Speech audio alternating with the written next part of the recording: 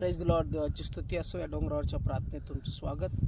जर आम्ही प्रगटीकरण याचा 3रा अध्याय 20 वचन वाचलं तर त्यामध्ये म्हटलेलं आहे, पहा मी दाराशी उभा आहे, दार ठोकीत आहे. जर कोणी माझी वाणी ऐकून दार उघडेल तर मी त्याच्याजवळ आज जाईल व त्याच्याबरोबर जेवीन आणि तो माझ्याबरोबर जेवीन. या ठिकाणी पवित्र शास्त्र असं सांगतं, पहा मी दाराशी उभा आहे. पवित्र शास्त्र आम्हाला सांगतं की येशू ख्रिस्त आमच्या अंतकरणाच्या दाराशी उभा आहे आणि तो दार ठोकीत आहे.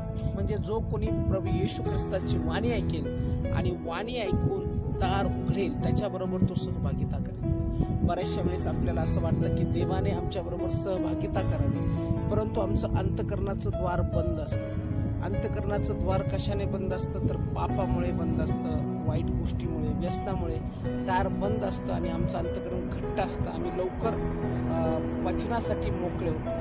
पण प्रभू येशू ख्रिस्त सांगतो की मी दार ठोकत आहे. जो कोणी माझी वाणी ऐकेल आणि ऐकून ते दरवाजा उघडेल त्याच्याबद्दल पवित्र शास्त्र सांगतं की मग मी त्याच्याबरोबर सहभागिता करेल. सहभागिता करण्यासाठी आम्हाला परमेश्वराच्या सानिध्यात येण्यासाठी अंतकरणाचं द्वार उघडणं गरजेचं आहे. म्हणून ज्यावेळेस आम्ही दार उघडतो, सहभागितेसाठी आम्ही तयार असतो, त्यावेळेस प्रभू येशू ख्रिस्त आमचा ताबा घेतो आणि आमच्यासाठी महान कार्य करतो. म्हणून जो कोणी प्रभू येशूची वाणी ऐकतो त्याने आपल्या अंतकरणाचं द्वार उघडावं आणि त्याच्याबरोबर सहभागिता करावी, म्हणजे प्रभूपासून विपुल आशीर्वाद त्याला प्राप्त होईल.